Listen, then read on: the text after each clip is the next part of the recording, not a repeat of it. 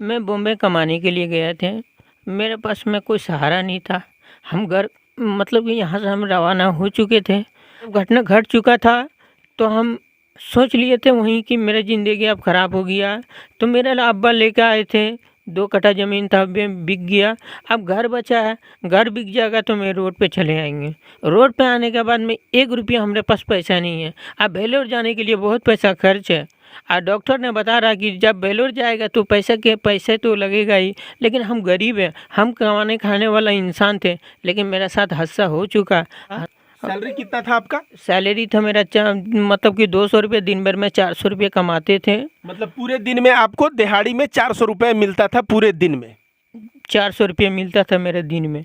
और जब 400 रुपये मिलता था तो फिर सुबह उठ के जाना पड़ता था 400 रुपये फिर कमाने के लिए। जब 400 रुपये कमाने के लिए जाता था तो वही पैसा को हम मेरा परिवार चलता था। और वो अब मैं गिर गया हूँ तो कोई परिवार मेरा सब नुकसान हो गया, मेरी ज़िंदगी ख़राब हो गया है। हो गई, इतनी ख़राब हो गई कि जब ईद का दिन आया तो इनके पास खाने के लिए कुछ भी नहीं था। तो हम लोगों ने, गांव वालों ने कहा कि हम लोग ईद मनाएं और इसके घर में ईद ना हो, इसके बाल बच्चे कपड़ा ना पहने, इसलिए ऐसा काम कीजिए कि हम। दोस्तों नमस्कार, मेरा नाम रविकांत भारती है। मैं आया हूँ जमुई जिला में सोनो ब्लॉक भलसुंघिया गांव में।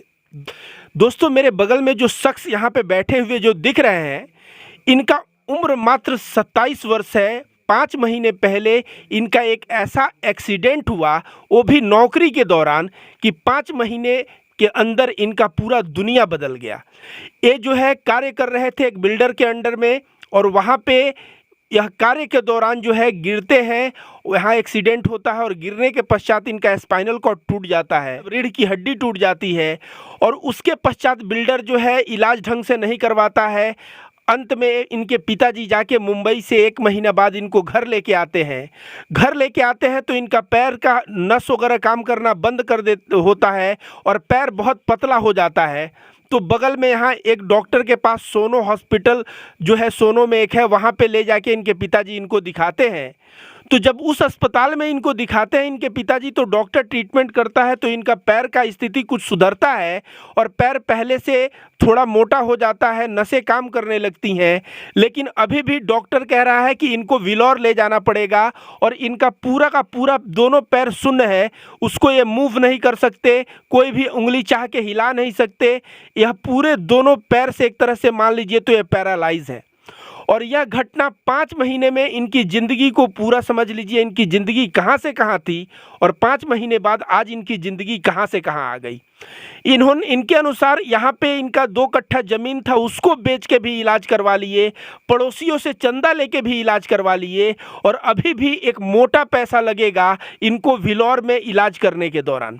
इनके पास रहने के लिए अब यही घर बचा है। इनका सारा का सारा ज़मीन बिक चुका है और यही अब ये रहने के लिए एक सरल घर बचा है। और यही घर, कोई देखिए बहुत आलीशान घर नहीं है, मैं घर दिखा दूँ इनका घर कैसा है।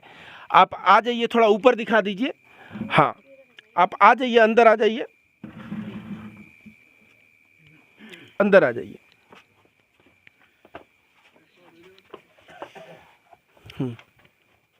ये देखिए यहाँ पे एक छोटा सा बेड है और ये जो है देखिए पूरा मिट्टी का घर, यहाँ पे बच्चे पढ़ते वगैरह होंगे। अंदर देखिए पूरा जो है, अंदर यहाँ पे आ जाइए, ये मिट्टी का कमरा। इस तरह से एक छोटा सा कमरा जिसमें एक छोटा सा 2 कमरे हैं, और ये जो है यही मिट्टी का घर जो है इनका अब बचा हुआ है। आ जाइए।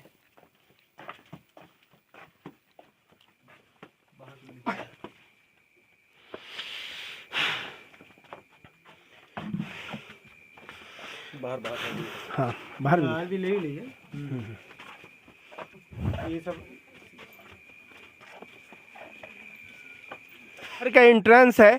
यहाँ से अगर आपको घर के अंदर मैं ले चलूँ तो आप देखेंगे बहुत ही अंदर जो है पूरे मिट्टी का घर है, और इसी घर में ये लोग रह रहे हैं और यही घर इनकी आखिरी पूंजी बची है।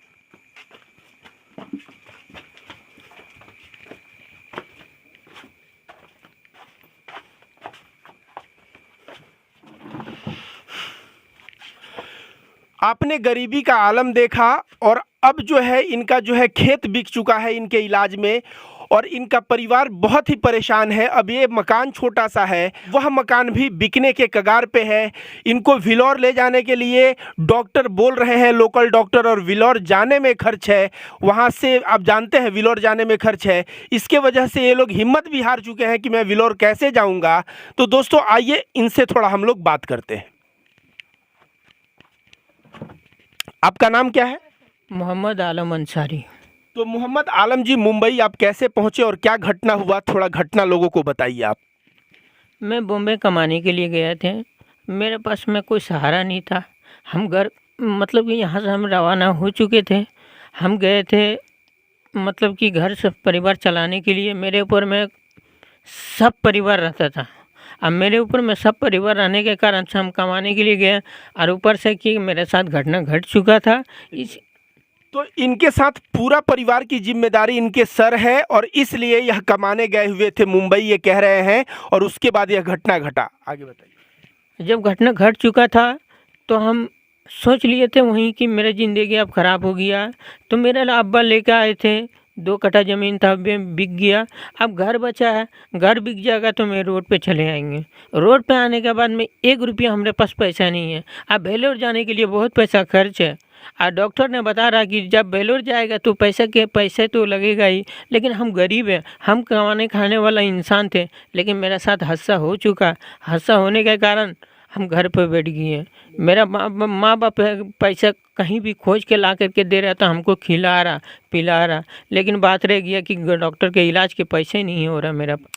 मुंबई आप जब कमाने गए थे तो किस कंपनी में नौकरी किया आप, और किस कंपनी में आप थे, और कितना सैलरी था आपका? मेरा कंपनी का नाम है राहुल मुश्ताक सेठ कंपनी, और उसका बाद में राहुल कंपनी नाम था।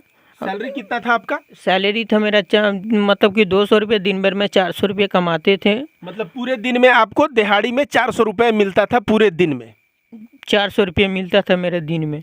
और जब 400 रुपये मिलता था तो फिर सुबह उठ के जाना पड़ता था 400 रुपये फिर कमाने के लिए। जब 400 रुपये कमाने के लिए जाता था तो वही पैसा को हम मेरा परिवार चलता था।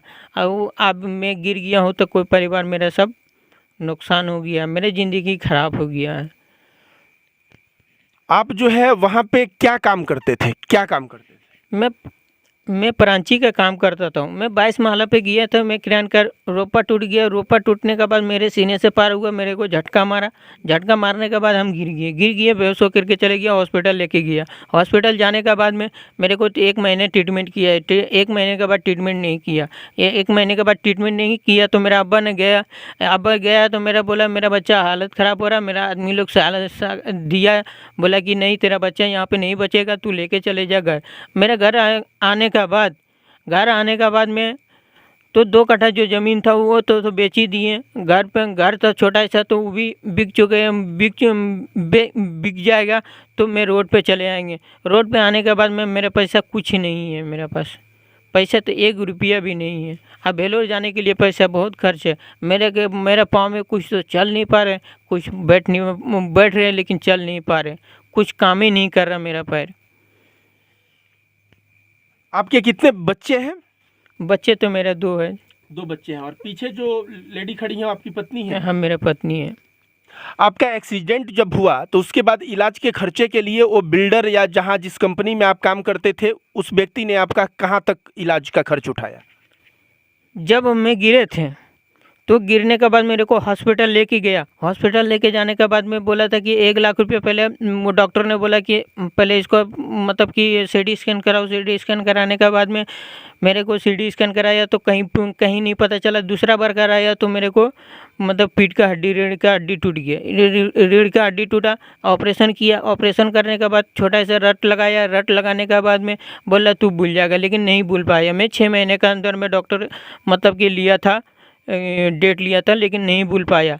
लेकिन बात रह गया कि मेरा नस जो बैठ गया है उसमें से जो एक्सीडेंट होने के कारण जो बताया है मतलब सेठ ने बताया कि आप पैसा हम नहीं दे सकेंगे, आप जो जहाँ भी करवाना है इलाज आप करवा लो, लेकिन घर चले जाओ, लेकिन हम पैसे नहीं दे पाएंगे। जब फ़ोन करते थे उसको फ़ोन नहीं उठाता था, बोलता था पैसा हम भेजेंगे, लेकिन पैसे भी नहीं भेज रहा हूँ।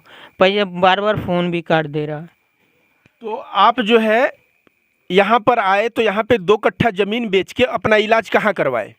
MS प्रभाज सोनो में करवाए थे। यहाँ का जो ब्लॉक है सोनो में MS प्रवाज हॉस्पिटल में आपने अपना इलाज करवाया 2 लाख रुपए खर्च करके, जो ज़मीन बेचे थे। हाँ, 2 लाख रुपए जो ज़मीन बेचे हैं MS प्रभाज सोनो को हॉस्पिटल था, उसी में हम करवाए थे।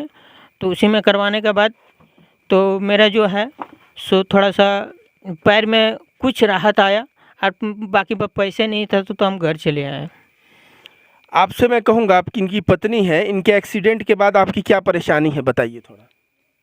यही है, ये सब चल नहीं पा रहा है, फिर रह नहीं पा रहा है, हमको ज़िंदगी कैसे जाएगी? वही पैसा नहीं घर में तो कैसे इसको बेस करेंगे? घर में तो एक ही है इसको कमाने को, इसी पर सब खाना पीना सब रहते थे। मेरे 2 बच्चा है तो दोनों बच्चा कैसे पालेंगे दोनों? आप सुना, इनकी पत्नी कह रही हैं कि घर में यही एक युवक, 27 वर्षीय युवक जो घर में कमा के पैसा लाता था और जिसके वजह से घर में लोगों को खाना वगैरह मिलता था, वह भी युवक जो है अपना रीढ़ का हड्डी टूट गया है इनका। और यह रीढ़ की हड्डी टूटने के बाद आप देखिए इनका दोनों पैर जो है शून्य हो गया है, और आप देखिए एक इस तरह से व्हील चेयर पे हैं। आप सोचिए, जो व्यक्ति पूरे परिवार का रीढ़ का हड्डी था, आज उस व्यक्ति का रीढ़ का हड्डी टूट जाने की वजह से वह व्यक्ति दूसरों पे निर्भर तो है ही, साथ साथ परिवार वाले भी चिंतित हैं कि इनका खर्चा आगे से कैसे चलेगा। और इनके खेत बिक चुका है, इनके पास एक छोटा सा मकान है, वह मकान भी बिक जाएगा इनके इलाज में। विलौर डॉक्टर बोला है ले जाने को, लेकिन ये लोग ले नहीं जा पा रहे हैं, सिर्फ आर्थिक तंगी की वजह से। हालांकि इनके लोकल इलाज से इनके पैर में सुधार हुआ है, इनका पैर जो है पहले से सुधरा है। तो ये कह रहे हैं विलौर जाने से निश्चित तौर पे वहां पे इनके पैर में और सुधार आएगी, और यहाँ का डॉक्टर भी बोला है कि विलौर जाने के पश्चात ये जो है पूर्ण रूप से ठीक हो जाएंगे, भले ही भारी काम न कर पाए। तो आपने इनकी पत्नी का बात सुन लिया। मैं तो इनके पिताजी, देखिए इनके पिताजी जो हैं बेचारे बहुत ही दुखी हैं, इनसे भी मैं बात करूंगा। आप जो बताइए क्या परेशानी है? परेशानी यही है कि पैसा रहता तो इसको कुछ दूर ले जाते, पैसा है नहीं तो हम ले जाएंगे कहाँ? जो था मेरा पास में माल, वो माल ख़त्म हो चुका है, एक ठो घर बचा है। अब घर में वो भी ख़त्म कर देंगे, रोड पर चढ़ जाएंगे, पूरा परिवार ही रोड पर चढ़ जाएंगे, तो आपका हम बचा कहाँ? कुछ नहीं बचा। कोई आदमी सहायता करे, उसके बिल्डर भी फ़ोन किए हैं, उठे भी नहीं करता है फ़ोन। ये माता जी हैं? आप बताइए माता जी, आपको क्या परेशानी है? हमको परेशानी बहुत है, यही लड़का कमाने के गए हैं तो यही लड़का हमको खिलाए है, और हमको बहुत परेशानी है, हमको बहुत गरीब है, कौन खिलाएगा हमको? तो इनकी मम्मी और पिताजी का भी बात सुना। समझ लीजिए दोस्तों, आपको मैं बता दूं कि इनके इलाज में वहां से ये आए हैं तो यहाँ पे इनका ज़मीन तो बिक चुका है, और ज़मीन ही नहीं बिका, यहाँ के पड़ोसियों से मैं बात करवाऊंगा। आप लोग, यहाँ के पड़ोसी कह रहे हैं कि यहाँ के पड़ोसी भी इनकी पारिवारिक स्थिति देख के चंदा करके पूरे गाँव से इनके इलाज के लिए वे लोग भी पैसा दे चुके हैं, लेकिन उसके बाद भी इनको अभी विलौर जाने का है और वहाँ पर इलाज करवाने का पैसे का खर्च जो है नहीं जुट पा रहा है। तो इसमें मैं आप सभी लोगों से कहूंगा कि ऐसा व्यक्ति जो पूरे परिवार के रीढ़ का हड्डी था, आज उसके रीढ़ का हड्डी टूट गया है। आप ऐसे व्यक्ति को सपोर्ट करिए, फिनेंशियल कुछ मदद करिए, ताकि यह व्यक्ति पूर्ण रूप से स्वस्थ हो सके और फिर से अपने परिवार के खर्चे और भरण पोषण के लिए या फिर से कोई दुकान या कोई बिजनेस या किसी भी तरह का कोई कार्य कर सके। तो इनके पड़ोसी लोग जो हैं इनको बहुत ही मदद किए हैं, और इनके पड़ोसी के मदद की वजह से ही आज इनके पास थोड़ा हौसला है। पूरा पड़ोसी जो है चंदा भी जुटा के इनके इलाज के लिए, इनका इलाज करवाने का प्रयास किया है। तो इनके पड़ोसियों से मैं बात करूंगा। आप बताइए, आप लोग अपने तरफ से क्या प्रयास किए इनके लिए? ये जब इनकी स्थिति ख़राब हो गई, इतनी ख़राब हो गई कि जब ईद का दिन आया तो इनके पास खाने के लिए कुछ भी नहीं था। तो हम लोगों ने, गांव वालों ने कहा कि हम लोग ईद मनाएं और इसके घर में ईद ना हो, इसके बाल बच्चे कपड़ा ना पहने, इसलिए ऐसा काम कीजिए कि हम लोगों की ज़िम्मेदारी बनती है कि इनकी कुछ मदद किया जाए। तो हम सारे गांव वालों ने मिल करके, सारे लड़का लोग को ले करके, जब इसकी स्थिति को देखे कि खाने तक के सामान नहीं है, तो हम लोगों ने पूरे गांव में चंदा इकट्ठा किया, जो भी हो सका जिनसा, हर लोगों ने जो है ना खुशी से अच्छा मदद किया, और लगभग कुछ रुपया हम लोगों ने 10-20 हज़ार रुपया इनको हमने मदद किए। और सारे लोगों को हमने कॉल किया बाहर भी कि जितने लोग हैं सब लोग मिलकर इनकी मदद कीजिए, इनकी स्थिति बहुत ख़राब है। क्योंकि कमाने वाला वाहिद एक शख्स ये था जो कमाने के लिए गया और इसका घर का दारोमदार इसी पर था। जब इसकी रीढ़ की हड्डी टूट चुकी था, अब बचा क्या है, क्योंकि इसके जो माँ बाप है इसी की खिदमत में लगे हुए सारे लोग, तो कमाएगा कौन? और जब नहीं कमाएगा तो इसके पास तो और कोई ज़रिया नहीं है जिससे ये इनके ख़ानदान वाले या इनके घर वाले खाए। तो बड़ा इनकी स्थिति बहुत जर्जर हो गई, जिसकी वजह से हम लोगों ने चंदे पर इनका ये किया। और यही नहीं बल्कि और दीगर गांव से भी हम लोगों ने चंदा जहां तक हो सका इकट्ठा करके दिया, ताकि जो है ना इनका इलाज हो सके। तो दोस्तों आपने बात सुना, भाई साहब जिस तरह से बता रहे थे कि पूरा गांव ईद बनाने जा रहा था और खाने पीने के भी पैसे नहीं हैं, तो उस वक्त जो है पूरा गांव जो है एक नैतिक जिम्मेदारी समझते हुए चंदा उठाया। और जो बाहर भी गांव के लोग रहते हैं केरला वगैरह, उनको भी फ़ोन करके इस परिवार के लिए पैसे मांगे गए और उस पैसे से इस परिवार का ईद सेलिब्रेशन और कुछ इलाज में पैसे खर्च हो गए। भाई साहब आप भी कुछ बोलना चाहेंगे? हाँ, बोलेंगे यही कि उधर देखिए कैमरे में। इसका स्थिति इतना ख़राब है ना कि अभी भी वही स्थिति है, अभी भी खाने होने का अच्छा सामान नहीं है। और हम चाहेंगे जहाँ से ये कंपनी जहाँ से ये गिरा वो उनको मदद करे, समझे ना, ये कहेंगे कंपनी से। आप भी कुछ बोलेंगे भाई साहब? हाँ, मैं बोलना यही चाहूँगा कि इसकी स्थिति को देखते हुए जब ये सोच करके गए थे कमाने के लिए, तो वहाँ के कंपनी वालों ने इनको बिल्कुल ज़बरदस्त धोखा दिया। और लोग एक बहुत उम्मीद लेकर के बाहर जाते हैं, वहाँ भी कंपनी इनको धोखा दे दिया। और ऐसे लोग, अब जिस तरह इसकी स्थिति है, इलाके के लोग क्या समझेंगे? वो कंपनी वाले इस तरह से धोखा नहीं देना चाहिए, बहुत बड़ी धोखा है। और हम लोग तो जहाँ तक इसकी स्थिति को देखते हुए हम लोग तो जो किए तो अगले लोग तो बताए थे कि चंदा किए, फलाने किए, जो भी किए, हम लोग जहाँ तक कोशिश था हम लोग अपने हैसियत के मुताबिक ही चंदा दे पाते हैं। अब कहिएगा हम लोग 10-20 लाख रुपए किसी को चंदा दे पाए, नहीं, क्योंकि हम लोग खुद सैलरी 5,000 4,000 है, तो हम लोग दूसरे को कितना मदद दे सकते हैं? इसलिए अपनी सैलरी के मुताबिक हम लोग 10-20 50 रुपये ही देते हैं, 10-20 50 हज़ार नहीं दे पाते हैं। तो ये इसीलिए अपनी हिस्ट्री के मुताबिक काम करते हैं, और क्या बताएं। तो दोस्तों आप लोगों ने पड़ोसियों की भी बात सुनी और इनके पड़ोसी ये भी कहते हुए नजर आ रहे हैं कि आज भी इनके पास खाने पीने के लिए अच्छी सामग्री नहीं है, आज भी जो है इनकी स्थिति बहुत ही गरीबी स्थिति से यह गुजर रहे हैं। आपको मैं कहूँगा कि ऐसा व्यक्ति कम से कम ईद के समय में, और इस्लाम जो है ऐसा बताता है कि अपने पड़ोसी का ख्याल रखो, तो यहाँ पे लोग भले ही गरीब हैं लेकिन कम से कम अपने धर्म पे चल के इस भाई को जितना भी हो सके मदद कर पाते हैं।